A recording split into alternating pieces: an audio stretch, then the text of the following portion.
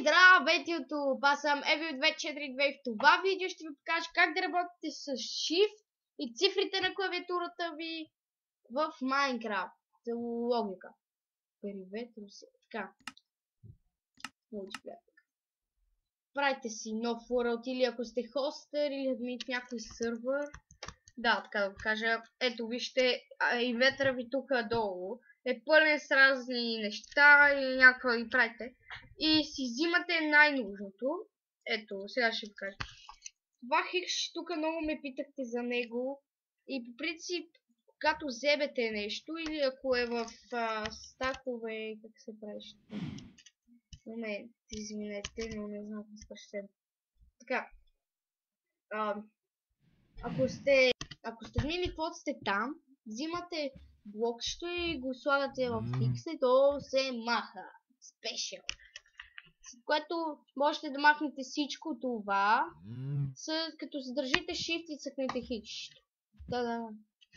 Сега, следващото, което ще ви покажа как да разпределяте равномерно някой стак или каквото е там, да. Например, и тази овца много ми дразни. Защото е там. Така.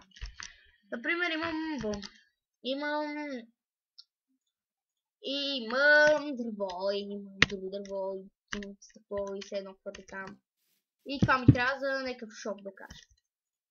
И за да си направите само момент, где има там.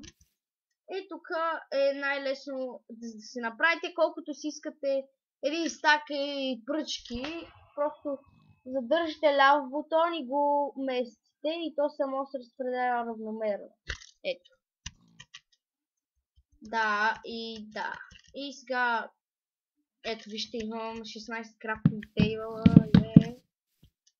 И сега, ето оградите как се правят, просто задържате и така се разпределя равномерно и си вземате оградите. И това прасе ще му чупи глава.